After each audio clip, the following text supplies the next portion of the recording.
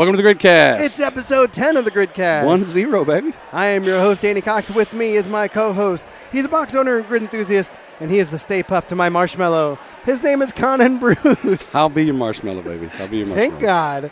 So, on today's show in Quadrant 1, we have the awesome coach Garrett Smith from the Baltimore Anthem, and he has a huge announcement on our show. And in Quadrant 2... Yeah, we're here in Baltimore Anthem's house, Crofton CrossFit. Crofton CrossFit. And in Quadrant 2, we sit down or stand up and talk to Phil and Nick from the Mid-Atlantic Grid League. And they're going to tell us all about how the league's getting put together, how the teams are shaping up, everything there is to know about Mid-Atlantic Grid League. It's going to be exciting. Yep, and in Quadrant 3, we are going to interview Miss Becca Day. She's one of the new signings for Beast It Like Becca. Beast It Like Becca for the DC Brawlers. And so we're going to get a little bit of her story. And so, without waiting any further, let's kick it on over to Quadrant 1.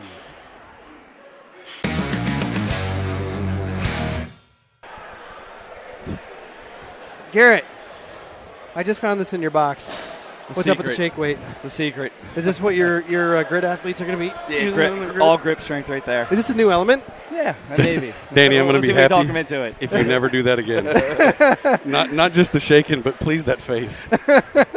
So, hey, guys, we are in Quadrant 1, and with us is Garrett Smith from the Baltimore Anthem. And so we are in his house. This is his house right behind us at the DC and Baltimore Crofton Pro Days. CrossFit. Crofton CrossFit. Big shout out.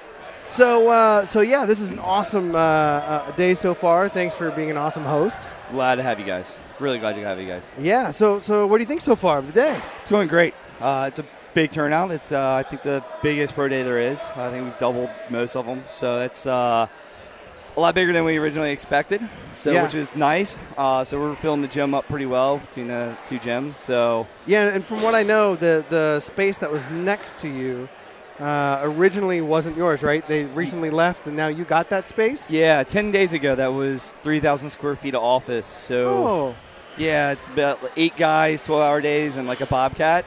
They did a great job. So. You don't even look that tired. No, you look like you at least got 2 hours of sleep a night every night. An hour and a half, maybe. About an hour and a half. But yeah, knocked it out. We didn't finish everything, but the fit 81 athletes, whatever we had out here, it just squeezed in. So yeah. So since the last time we talked, you guys have been no BS and been signing a lot of athletes. You got Dmitry Klokov, Igor Zaripov, right? Yep. And Matt Frazier. And Matt Frazier, of course. Oh, that guy. How? That guy. Yeah, that guy. How can you possibly forget Matt Frazier? Yeah. So how you're making a pretty big splash here. Yeah, we're doing really well. Things are just falling into our laps just at the right time. That and the athletes we look for, not just the athletics, but then the personality, and then where are their goals, how they're going to fit on a team, things like that. And very fortunate that not only just very, very big splash with very good athletes, but they're all very, very good people.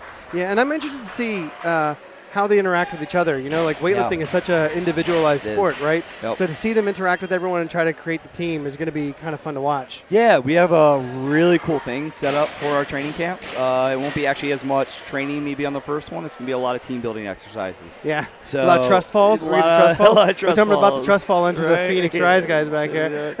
Yeah, you might trip me. I don't know. But yeah, it's going to be a lot of that. So it's going to be a learning curve, I think, for a lot. But we're really excited about it. So we have a lot of big announcements coming up on the female side here in the next few weeks. So we're really excited about that too. I'm looking forward to that too. Yeah. And I also understand that you also have a really big announcement as well. Yes, we have one for today. One for today. So yes, I'd like to bring in another Smith, Alec Smith. How's it going? You guys know him? Congratulations. Yeah. Thank you very much. It's our most recent sign. So that's awesome. So Alec, I know that last year was a little bit of a bummer, right? So why don't you tell us a little bit about it? Yeah, so I signed the letter of intent with DC last year, and my back was kind of bothering me that year. Bothered me during the open, bothered me during workouts at the gym. So I went in and got it looked at and found out that I had a fracture in my back. That sucks. Yeah, fracture in my L4. So I took some time off, wasn't able to play last year. Healthy now, and I'm excited for this year. Yeah, well, I'm excited to see you. So what are you going to bring to the Baltimore Anthem team? What are your strengths? So I was a gymnast for 8 years. I love the high school gymnastics movements. I could do those in my sleep. But I also love moving heavy weights, too. So hopefully I'll be able to do some gymnastics and some barbell So let's talk about that heavyweight, because what's that clean again we were talking about earlier? Clean and jerk? Yeah. My max is 340. Oh! Hit 330 in the open I'm happy to hit yesterday. 240 on a good day. It's not bad for a gymnastic guy. If I clean 2.5 times, I think I get to 340. If you add them all up. Right. So, I mean, this is kind of it's an obvious answer to maybe a silly question, Garrett, but, I mean, what do you see Alec bringing to the team? Just a complete utility athlete. I mean, obviously his gymnastics are just absolutely incredible. But the fact that he can actually move weights too was just a huge bonus. It was just icing on the cake for us. So it just made it really easy. Once he reached out, we started talking. He was a great kid. So I was like, it just was a no-brainer. Right. So we were so excited to have him for the team. I mean, let's just say it. You're wicked strong. Thank Yeah. you. Wicked. We spent some time up in Boston recently, so I picked up the wicked thing up there. Yeah. But, wicked strong. And I was just talking to Alec about this a few minutes ago. So I was judging at the 2012 regionals, and at one of the events, I was a judge, and I remember talking to another judge, and we, basically said this is going to be a guy to watch, right? And here he is, still around, doing great things. We're really happy for you, man, because, I mean, obviously you got the gymnastic skills. I mean, I see all the YouTube videos, right?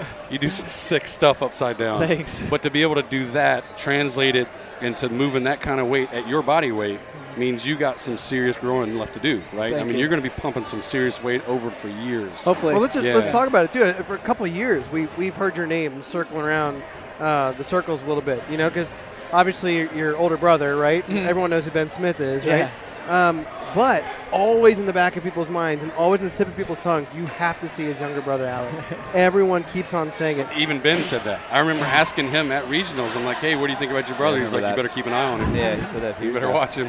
Yeah, man. So Thank you. I can't wait to see you on the grid next season. It's going to Thank be you. pretty amazing. Yeah, I it's nice, appreciate it. nice to have a local. Where you got? You're still? Where's CrossFit Krypton? Virginia. Virginia. Chesapeake, Virginia, yep. Ah, cool, man. It's nice to have a local guy here. Yeah, That's not pretty too awesome. far. Yeah, that's awesome. All right, guys. Well, thanks for joining us on the show. And so without further ado, let's kick it on over to Quadrant 2. Thanks, guys. Hey guys, welcome to Quadrant 2. We are here with representatives from the MAGL, the Mid-Atlantic Grid League. We have Nick Mann, COO of the MAGL, and Phil Pitsky from the DC Brawlers, who is the CEO of the MAGL. Welcome to the show, guys. What's going on? Thanks. Cheers. Good to be here. Cheers. Cheers. Glad to be here. DC So- Pro Day. Did we say that? Yeah, Okay. we're at DC and Baltimore. Anthems, yeah. Yeah. So let's talk about the MAGL and how it's all going to be structured. So how many teams are you looking at for the MAGL? So the MAGL is going to start. It's going to be a little interesting, right? We're first thing we're going to do is put together a structure that we want to generate a lot of interest for the league. So we plan to host a couple events coming up later this year, but there's going to be about 10 teams that we're going to want to initially start out with. But we're looking to scale the division up to about 16 to 20. 16 to 20 teams? Wow. And so what states are we Holy talking cow. about? Which states for the Mid-Atlantic? So we're looking at New York, New Jersey, Delaware, West Virginia, D.C., and then Maryland. All right, I'm seeing a trend here. North and South. I like Yeah, it. so it's exactly right. So Yeah. we're going to set the divisions up into two divisions, which will be the North and South leagues, to create a little bit of more rivalry with inside the league, so people can actually have a real competitive spirit. So what happens when the South actually wins this war? Oh, it's going to be rough. I'm sure there'll be some T-shirts. The South will rise again. Oh, yeah. I could see all kinds of stuff happening now. That's awesome rivalry, North and South. It's a good call. So how many matches are we looking at for 2015 season? So we're probably going to be looking at around 5 matches Per team? and then a playoff system. Okay. So, kind of timeline structure, what we're talking about here is about the end of May, we're going to host a combine. So May 30th and 31st, we're going to be having an event for a combine for the teams. And then around the end of June 27th right now is the tentative date, will be the one-day kind of shootout style tournament for the league. We have a name, so it's going to be called the Civil War. Oh. It works. There it is. It all works. So that'll be the tournament. This will be North versus South. And then from there, what we like to do is it's going to give people time to actually get involved with the league, see what it's about, see how it's organized. And then from there, we'll start the season around September. And then the plan is we'll probably run every other week or so to give teams a chance to, recover, athletes be able to actually make most of the matches, and probably run between September through November. Okay. And so that will be like a fall season? Pretty much, and yeah. Fall into winter. Fall into winter, and then when we look at like a spring, summer? To be determined, yeah. Okay. Yeah. The idea is we want to wrap everything up by Thanksgiving. Good. Because we really don't want, the holidays to kind of get in the way. So, if athletes can show up or not, people have family commitments and whatnot. So. Yeah, no, that's good. So let's talk about. So if I'm an athlete out there, and I'm a pro grid hopeful, and I'm looking at the amateur leagues to kind of develop my skill set and everything. How does an athlete go about getting onto a team in the MAGL? So we just launched today our athlete portal, themagl.com. You can sign in, create an account, go into the athlete portal. Once you're inside there, you can register name, T-shirt size, where you train out of, where's your home gym, and then we're going to use the grid score. So list your grid score as well as a few other things that we think are important for grid style matches. So some other benchmarks in there? Some other benchmarks in there to get that well-rounded test of what an athlete can perform for a team. Put that score in there, and then coaches or owners of teams can go in there also, log in and see a rundown of every athlete that's in that system. Hey, I need a body weight specialist for muscle ups. I can go in there, hey, this girl, this guy has what I need, and they'll be able to reach out to that athlete, sign them, have them come try out for themselves, or invite them or help us invite them to our combine-style event where they can actually see them perform under pressure like we are here today. Yeah. And then sign them and go from there. So, again, along the same lines, if I'm an athlete looking at this, is there a chance I could get signed prior to going to a combine? If you guys haven't worked out the details, that's fine, but I'm thinking you're trying to put my athlete hat on. If I'm out there and I'm wanting to get on one of these teams, sure. Do I wait after the combine? Could I get signed prior to it? How does that work? Is it up to the team? So absolutely you could sign before. Oh, good. So, we're not putting too many restrictions on team owners on how they want to build their team.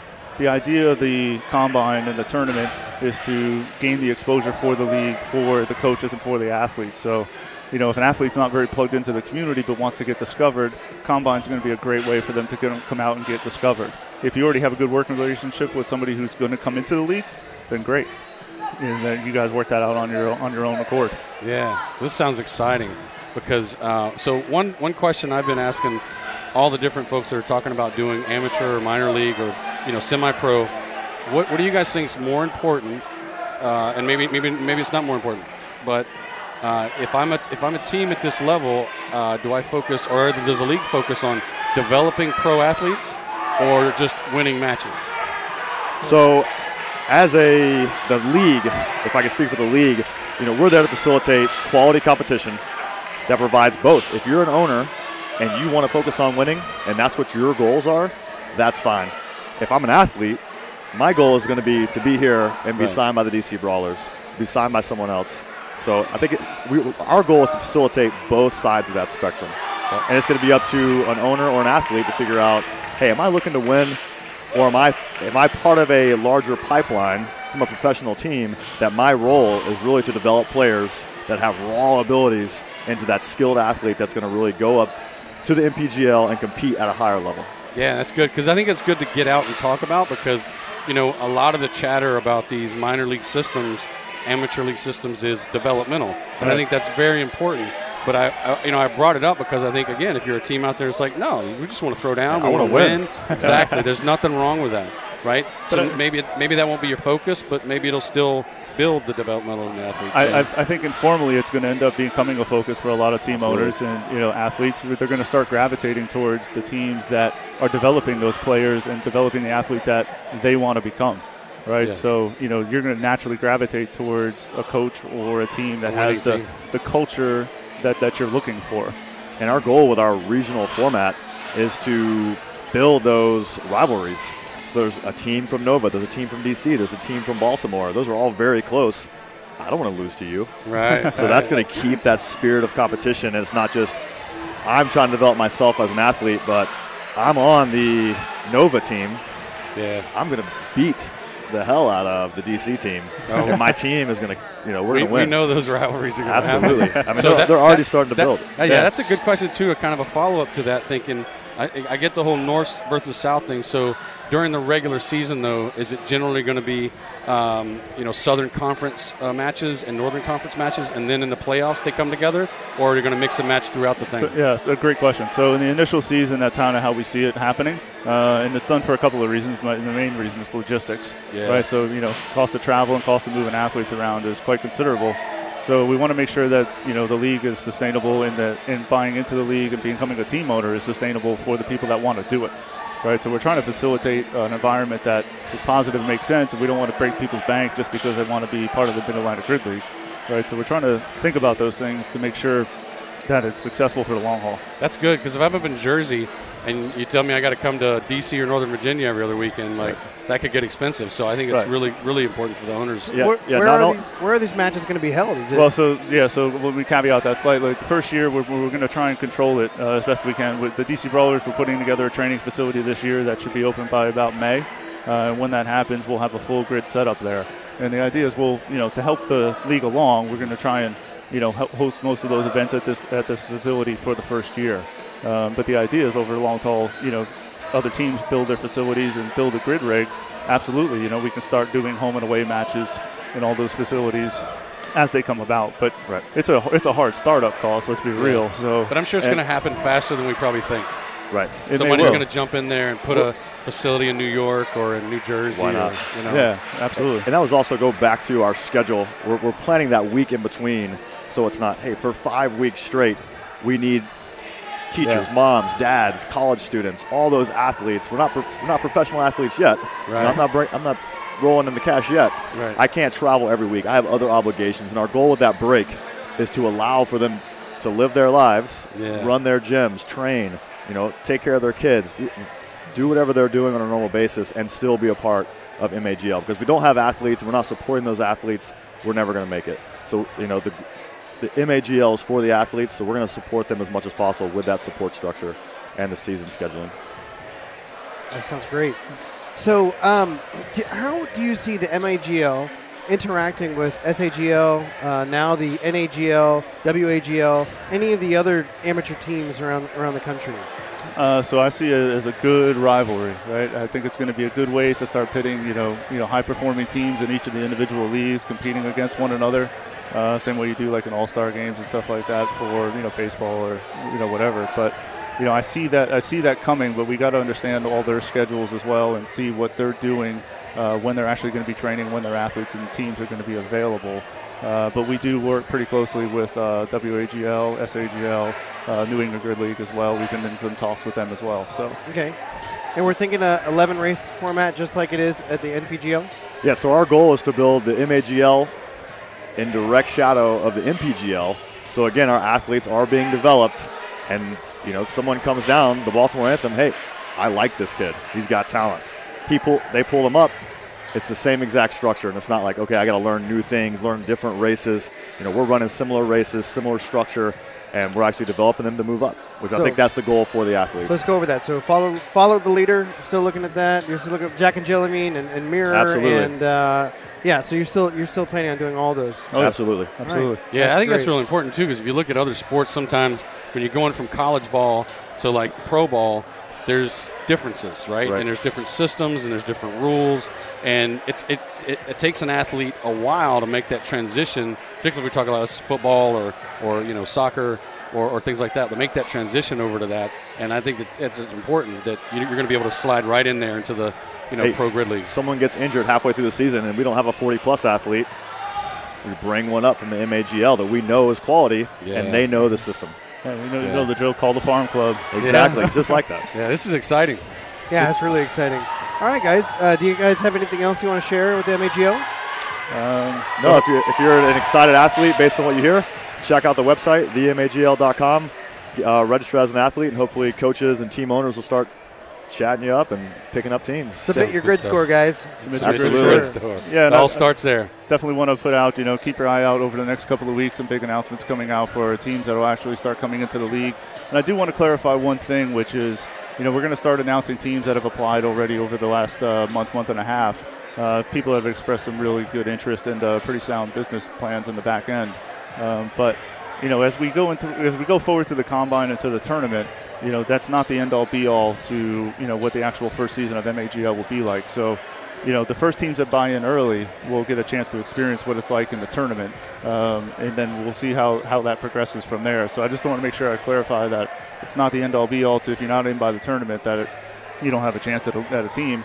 However, I would encourage anybody interested to start developing it a little bit sooner because it takes a lot to build the brand, and put the athletes and the rosters together. So it takes time. But, we're going to do everything we can to facilitate, athletes getting visibility and the teams to be able to develop their region, develop their markets. Well, I'm looking forward to it. Now that it's in our area, right in our backyard. Yeah, we're a little biased because we live there. But, I mean, one thing that's, we've known for years now is that, per capita, Mid-Atlantic is the highest concentration of functional fitness athletes and gyms outside of California. Right. So no better place to have something like this to bring Grid into. It's going to be exciting. Yeah, we're super excited to bring it to the area.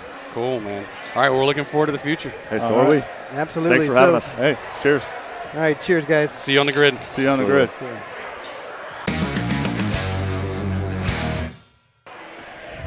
From the DC and Baltimore Pro Days, we are here with Beast It Like Becca, Becca Day in Quadrant 3. How you doing? I'm good. Welcome to the show. Thank you. As a birthday present, I understand that you got signed on with the DC Brawlers. I did. How did that happen? How'd that happen? Well, She was badass, and they signed her. Well, I understand Done. you're a badass, right? She, by the way, she cleans 305 pounds. Let's just put that out there. 315. Oh, excuse me. Holy. I got to clean twice to get there. Is that something that was brand new at 315? Yeah. Oh, holler. Yeah. Nice. So, yeah. Oh, that's awesome. So how did the signing happen?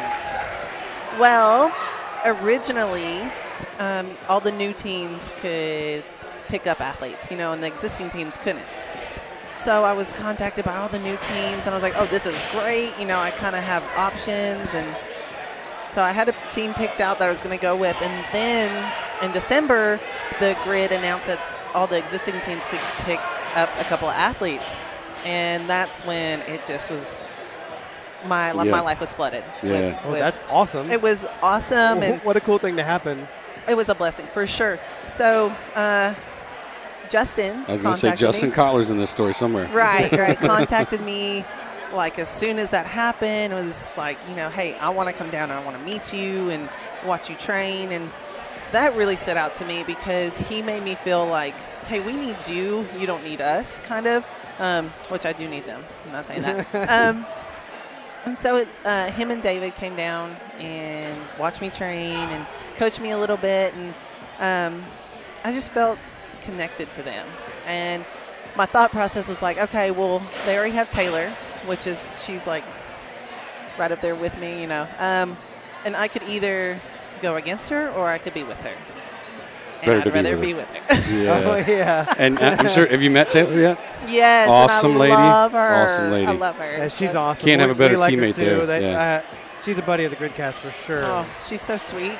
So love her. did Kotler fly down to Dallas to meet up with you? Yeah. And now you've moved from Dallas to here. I have, and holy crap, it's different. Is this different Now than the this Big is D? commitment, people. This is commitment. Yeah. She moved from Dallas to be closer to I had the to buy team. mittens. It's so cold Bought here. mittens. It's so cold, and You mean you don't still have snow in Dallas? I mean, snow like that much snow. That yeah. shuts down the city when you get that much If snow. it flurries, maybe if it even like gets too cloudy, we'll shut down school. And stuff. No, it's awesome. And you also brought up your four-legged friend, your little pig. I did. I had to. So if you don't know, you have to go on her Instagram page, follow Beast It Like Becca, right? And you'll see she posts pictures of her little pig everywhere. And I asked her if she brought the pig today, but she said that the pig doesn't understand the concept of death. And with all these weights being thrown around. No. I've tried it, guys. Would've got I've tried smushed? Yes, he would have died. I've What's the tried to name? bring him Beasley. Beasley the pig. Mm-hmm. Nice. He's gone into the gym, but he just runs rampant and just doesn't care. He will stand literally right where you need to drop the weight and just stare at you and like, dude, Sounds like my this daughter. is heavy. I can't. Gotta go. So Get out of the way, piggy, piggy. your daughter, that's a little more important though, right? So That's right. So what was sports like for you growing up? What kind of sports did you do? So I dabbled in everything, but I specified in basketball and track, and I was a sprinter and a shooting guard all my life. And so we were primarily really powerful athletes, I would say. So in our off season, we would do a lot of powerlifting, a lot of lifting in general, which is where I kind of got my strength background. But I played soccer, I played softball. Was this in high school or college? High school. High school. College, I ran track and played basketball for a really small JUCO college in Mississippi. Hated it. I was so freaking burnt out by the time I got there. Did you lift then, though? Did you continue lifting? Yes, Okay. yes. So that's kind of stuck with you thing, since high school, right? Yes, I loved it. I loved lifting more than actually doing my events. I think you might have found your sport. I did, but I didn't know it was a sport. Right. Like, I just thought you lifted weights. You go in the gym, lift weights. So you get how did healthy. you find your way to functional fitness? How'd that happen? Okay, well, I was doing physique competitions, or I was training for physique competitions, and God, that is so horrible. Not to knock it, if anyone does it, it's really hard. It's for some people, but it is kind of rough on you. The dieting is horrible. I thought I was going to kill someone. Like, bath salts has nothing on physique dieting. So in the middle of eating like my slice of bread and a leaf of lettuce, I turned on the TV and I saw the 2012 CrossFit Clean Ladder, the women. Oh, yeah. And I was like, what? I got to do this. What This am I is insane. So I stopped. I found an Olympic lifting coach and I started Olympic lifting. And I was relatively strong from the get-go. My first clean was almost 200 pounds. Like just out of the box. Yeah, right. My first That's snatch. unbelievable. I didn't know. I was like, oh, this is cool. Yeah, you know? just because. So I looked up a little bit of show prep, right? I looked you up on Only Stats, and it showed a 95 kilogram for a clean and jerk, and I was like, nope, this isn't the same Becca. But it is the same Becca. It is, and that was way back when I first started. So when I actually had to register and start doing meets and stuff, that was like my first actual maxes, and my snatch was close to like 160, and it was pretty much a power snatch because I had no concept of biomechanics. And along the line, I gained those and gained body awareness and got stronger in the process and became kind of obsessed with it because I want to be one of the strongest females in functional fitness, whether it be CrossFit or Grid. Right. You're up there. I hope so. You're up there, girl. Good. Because that was my goal. And I just want to see how far I can go. Yeah. So we were talking about a little bit earlier. So you love team sports, right? Yeah. And so you've competed on CrossFit teams out in Dallas, right? And competed in regionals. And now up here, you're doing another one? Yes. So I'm going to shoot for regionals again on a CrossFit team. Actually, Justin Kotler's gym, Dynamics, and we have some really stout females. Guys are great as well. So we should be okay. And What I think that's awesome is that you already know the team aspect of doing CrossFit, functional fitness type movements. You've always been on a team because you said before that you're in basketball, you did track, and you love the team dynamic. That is perfect for Grid. Yeah, it transitions over well. Because honestly, and there's a lot of athletes like this, I can let myself down a lot easier than I can let down my teammates. Right. I will die trying before I let someone else down. So it actually benefits me to be on a team because I'll push myself to another level that I would never do individually. Just because I don't want it bad enough for myself. I want it bad enough for my team, So, yeah, absolutely. Yeah. It's something that I question about Baltimore Anthem. I think it's awesome for the sport that they've gotten through the athletes that they've signed, right? But they're individual sport type athletes. It's going to be interesting to see how that plays out with being on a team. It's the interesting aspect of Kotler flying down to Dallas, finding you, who's already done team sports before. Right. That is genius. So have you done the open WOD for 15.1 yet? You know what? I think I'm going to do it today. Here? I don't know. Oh. I don't know. Wherever Kotler tells me to go. I'm the person wherever that coach just says go. Go do it, do this. I'm like, all right. Now see, that's a coachable athlete right there. Right. Perfect coachable athlete. Right. Well, I try. So what's in store for you over the next few months? Do you have a specific training ritual? Is Kotler giving you certain things you got to do and achieve over the next few months, or what? Yeah, we right now, because I decided to do the CrossFit Open, we've kind of changed over my training to a little more of CrossFit-y workouts, because I was just doing grid programming, which is totally different. It's different, right? Same movements, totally different. Yeah, cycle times are faster. Crazy. Your fast twitch muscles are the most important thing in grid versus slow twitch in CrossFit, you know. So I'm training a little more CrossFit, trying to get my lungs back. Yeah. Get that engine on. Yeah. 15 minutes in grid doesn't exist. No, 30 seconds does, and I'm great with that, you know. Yeah. So I still do my grid training because that's more important to me than anything CrossFit. And I'll do all my barbell cycling, my lifting, and then I'll hit some Metcons. And they range from, you know, some chippers to some horrible couplets and EMOMs, whatever he throws at me, I do it, you know, I try. I'm sure you handle it just fine. Yeah. I would like to think so. Yeah. And most of the regional weights are going to be baby weights for you. Right. It's not going to be a big deal. Right. But they also do do 1,000 reps for time. Yeah. And it's just, it's horrible. But it's fun. Yeah, so is Beasley going to come with you to the competitions around the country? You know what? I'm going to have to, because he gets more requests than I do.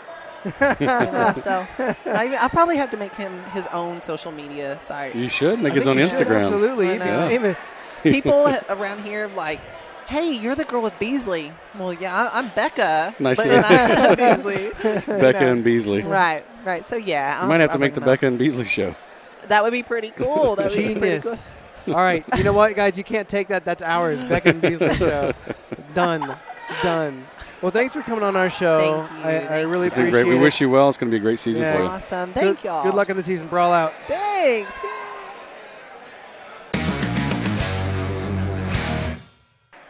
Hey, Grid fans. Here we are at the DC Baltimore Pro Days. We've been here for the last couple days. As you can see going on behind us, we're wrapping up day 2. These athletes have been pouring their hearts out here on the grid. It's been crazy. It's been absolutely crazy, and everyone's fighting for elbow space in here because the crowds have been awesome. Yeah, standing room only. We got a race going on behind us right now, just some test of athletic skills. Basically, they're running and then doing deadlifts. And you don't want to talk about wicked fast. You can probably see some of these athletes over our shoulder. So the athletes have been pouring their hearts out. They're literally fighting for jobs, right? They're trying to make it to the pros. It's been exciting to watch. It's going to be more exciting to watch them when some of them get signed, hopefully. Yeah, and those of you who have done a grid score, you've done your grid score with fresh legs, fresh body. You know, here at the Pro Days, you have to do them all the same day. And you can see some of the athletes out there. It's like, I hate handing in the score when they hand in the cards. But you know what? That's to be expected. And then today, after doing all the grid score and testing them yesterday all on the same day, you then have to do things like shuttle runs and deadlifts, and then little mini races. Yeah, the 30 chest or however many chest to bars you can do in 30 seconds, and then 30 seconds of pistols with 30 seconds of toes to bar right afterwards. Yeah, ridiculous. Physical. Yeah, it's just it's the body's just worn out at this point. You know, so if you're doing 10 seconds slow. Oh my God, I slept so hard last night. Oh, we just watch. All right, so here we go, guys. We're going to wrap it up, and we want to give a big shout-out and a thank you to Alec Smith and Garrett Smith. No, they're not brothers. And Phil and Nick talking about the MAGL. Yeah. And also Becca Day from DC Brawlers. So it's been an eventful weekend. Beast it like Becca. Beast it like Becca. Oh, and big shout-out to her pig, Beasley. That's right. All right, guys, so we're going to be at the Arnold Classic, which is in Columbus, Ohio, next weekend. You see us out there? Yeah. Give us a high five, right? Yeah, we'll be wearing the GridCast shirts. Of course. And after that, we'll be at the Columbia Pro Day down in South Carolina. So, which is going to be a lot of fun because apparently they're going to do some good races down there. That's what I hear. It's going to be a lot of fun. Yeah, so we're going to take some footage of those races and share it with you guys. Absolutely. So until then, clean up your jerks and snatches, drink your beer in batches, and always dominate your grid matches. See you later, guys. See ya.